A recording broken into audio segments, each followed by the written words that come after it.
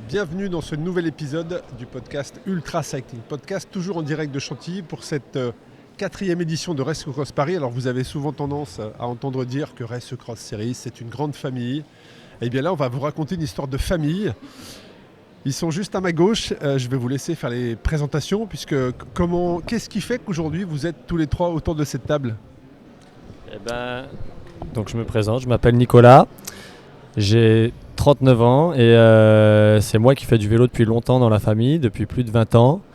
Et j'ai commencé Race Cross il y a 5 ans. Et ensuite, c'est ma mère qui a pris le relais, du coup je vais laisser ma mère se présenter. Et c'est comme ça qu'on s'est rencontrés. Oui. Bonjour, donc moi je suis Patricia, la maman de Nicolas, cycliste. Et oui, c'est lui qui m'a amené à Race Cross en allant le chercher un jour à l'arrivée à Mandelieu. À Mandelieu-la-Napoule. Voilà. Un samedi soir ou un dimanche soir ? Oh non, c'était même en semaine, je crois. Ah, peut-être. J'étais en avance. Peut-être. Je me suis proposée pour aider. Et au final, ça fait 2 ans que Patricia est avec nous dans l'équipe de bénévoles sur un rôle très précis. Donc toutes les personnes qui nous écoutent et qui sont déjà venues sur une Race Cross Series ces 2 dernières années, c'est Patricia qui vous a donné vos dossards. Parce que Patricia, elle a un rôle très précis sur tous nos événements, puisqu'elle connaît le process désormais par cœur. Elle prépare tous vos dossards, donc vos enveloppes participants. Et elle vous accompagne dans ce processus en vous expliquant. Donc c'est comme ça que l'histoire s'est faite. Toi Nicolas, tu as fait la Race Cross France 2500 km. Patricia était à l'arrivée, t'attendait et puis elle a dit je vous file un coup de main. Et puis voilà, 2 ans après, elle est avec nous sur tous les événements. Donc on l'emmène partout en Europe avec nous. Et puis là, il y a une nouvelle étape aujourd'hui. Parce qu'il y a une nouvelle personne dans l'aventure. C'est ça, moi je suis la petite sœur, Blandine. Ça fait 2 ans que je me suis mise au vélo de route. C'est déjà Nicolas qui m'avait transmis un peu la passion du vélo. Et à force de voir ses exploits, ça m'a donné envie de moi aussi de me lancer mes propres défis. Donc là on commence en duo aujourd'hui. Je sais pas. Je n'ai pas encore posé la question de la suite, tu vois. Mais je vois venir la question. Ouais. Combien de fois finisher, Nicolas ? 1 fois le 1000 et 3 fois le 2500. 3 fois le 2500, ouais. Le dernier donc était en 2024 l'année dernière. Et ce qui est marrant, c'est que c'était au mois de janvier cette année ou au mois de décembre ? Tu m'as envoyé un message, Patricia, au mois de janvier, donc en 2025, où tu me demandais déjà les dates de 2026. C'est qu'il y a des projets à venir ou... Pour planifier par rapport au travail, pour se laisser une porte ouverte. Exactement, tu as raison. Il faut toujours avoir une porte ouverte. C'est voilà. Ça. Patricia, explique-nous, toi, comment tu vis l'aventure de l'intérieur en tant que bénévole, mais aussi en tant que maman de participants qui est sur le 2500 km. Alors, en tant que bénévole, tant que mon fils n'est pas sur le vélo, ça va. C'est une autre aventure. J'arrive à me consacrer quand même à 100% à ma tâche. Après, lorsqu'il est sur le vélo, c'est vrai que j'ai tendance à regarder assez souvent mon écran parce que mon cœur de maman parle et j'ai besoin de savoir où il est, comment il va, comment il roule. Mais je la vis mieux à la limite en étant bénévole que la première fois qu'il l'a fait et que je suis restée à la maison. Oui, parce que tu vois un peu, je ne vais pas dire l'envers du décor, mais... Oui, et puis je suis occupée. Voilà, ouais. Je suis occupée. Je passe moins des nuits blanches parce que comme on est bien fatigué sur la Race Cross quand même en tant que bénévole, donc j'arrive à dormir sans regarder mon écran. Donc sur les 1 million de connexions qu'on a à peu près sur une Race Cross France, tu es à peu près responsable de 500 000 connexions probablement à te connecter pour savoir où est Nicolas à chaque instant. Peut-être bien, oui. Surtout sur la RAF, quand on est entre 2 bases de vie, qu'on se déplace. Oui, là, je suis connectée continuellement. C'est normal. C'est quoi la suite pour toi ? Est-ce qu'il y a des projets ? Est-ce que tu regardes la Race Cross France ? Est-ce que déjà un 300 sur Paris, c'est bien traumatisé par les 300 mètres de pavés à l'arrivée à Chantilly ? Notamment, oui. Non, c'était surtout une première pour moi de rouler toute une nuit. Comment ça s'est passé ? Ça n'a pas été simple. Vraiment, pour moi, la privation de sommeil, c'est ce qu'il y a de plus dur. C'était quoi ton plus gros kilométrage avant ? J'avais déjà fait 310 et à peu près le même dénivelé, mais 2 jours. Et là, la nuit, je voulais tester, voir ce que ça donnait.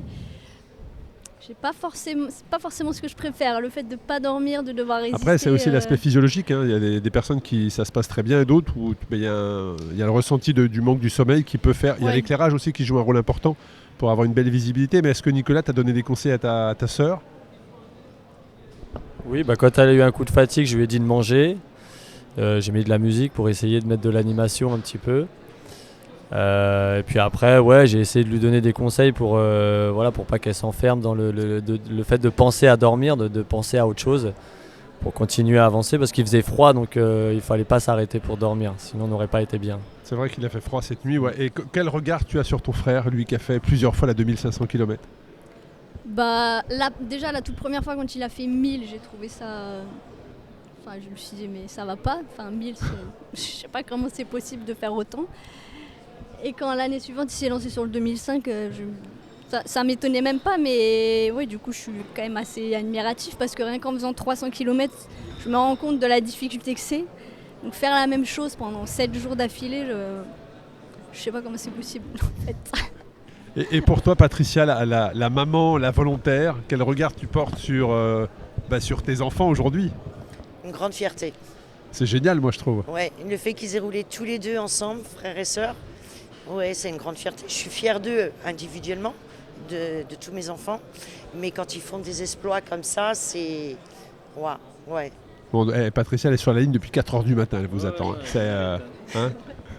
En tout cas, moi, je trouve ça extraordinaire en tant que fondateur, créateur de l'événement, de voir des personnes évoluer. Déjà, les émotions à l'arrivée, forcément, je suis ému de tout ça. Mais en plus, quand je vois une famille qui vit des émotions à travers une épreuve de vélo, alors je trouve ça extraordinaire. Et je me dis que j'ai quelque part presque bien fait de créer cet événement pour que ça puisse comme ça rapprocher une famille et vivre ce genre d'émotions.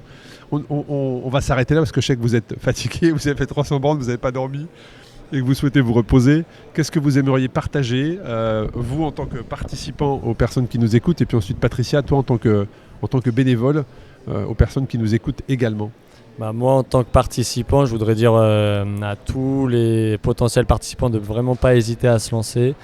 Moi, sur toutes les éditions que j'ai fait, je retrouve presque des copains maintenant, puisqu'il y en a certains que je connais. Et on se retrouve après sur la route, sur des arrêts boulangerie. On a toujours un mot sympa l'un pour l'autre. Et c'est vraiment cette ambiance qui est géniale en fait sur la route.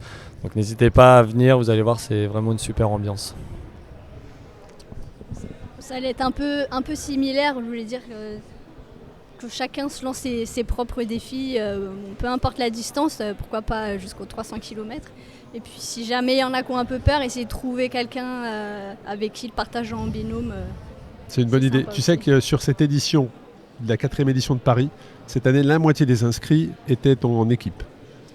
Beaucoup, équipe de 2 et beaucoup d'équipes de 4, effectivement. Merci en tout cas. On a croisé beaucoup sur la route. Et pour toi, Patricia, ce sera le mot de la fin. Qu'est-ce que tu aimerais partager en tant que bénévole, volontaire dans l'équipe depuis 2 ans et on t'emmène partout en Europe avec nous? Moi, en tant que bénévole, volontaire, déjà sur Race Cross, j'ai trouvé... on est une grande famille. Bonne entente. J'ai fait des découvertes très agréables auprès des cyclistes aussi. On les retrouve avec plaisir. Et puis je trouve que quand on a des enfants qui font du sport, je pense que quand on voit les parents s'impliquer également dedans, c'est motivant. Donc n'hésitez pas, suivez vos enfants au sport, allez avec eux. Un grand merci. Merci pour votre témoignage en tout cas. Et puis toutes les infos sur le site racecrossseries.com, le live puisqu'il y a encore des participants sur la route. Et puis vous retrouverez toutes les reviews, toutes les réseaux sociaux également sur lesquels vous pourrez aller commenter, liker, partager. En tout cas un grand merci et puis à très bientôt.